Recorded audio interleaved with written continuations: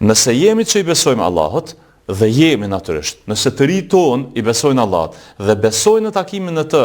me të në botën e përtejme, Allahu i Madhërisht ka thonë që shëmbëltyrë e papërsëritur dhe pavdekshme edhe për së vdekuri është Muhamedi alayhis salam.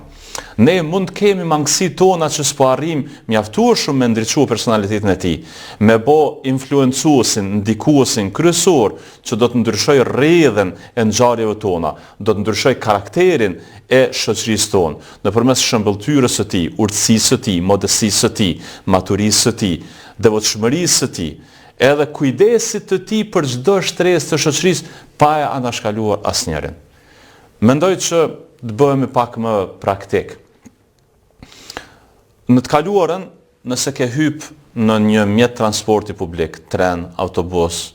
s'po flas për aeroplan sepse zakonshëm vendet janë të rezervuara me biletën që ke preti.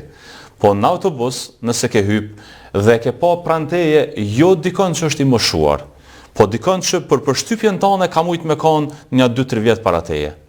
U konë e turpshme nëse ke qëndru ullun e aj me nejtën kom, e turpshme.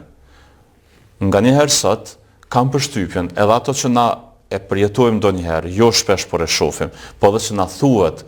mund të jetë një djalë ose vajzë i moshës 15 vjeçare, edhe pranë tij të qëndroj e krysur një plak, edhe të mos i shkojnë ndërmend që kësaj plakës do të lëshë vendit. Ose shen një njeri që nga pedantria e tij, nga petku i tij, është një njeri që është i ngritur, i formuar, mund të jetë një njeri që orienton masat, është profesor, është ligjërues, është mjek ose diçka, edhe prapë se prapë nuk e gjejnë arsyen që t'ia lëshojë vendin e tij. Tash këtë model të munguar të njerëzve që po thonë ne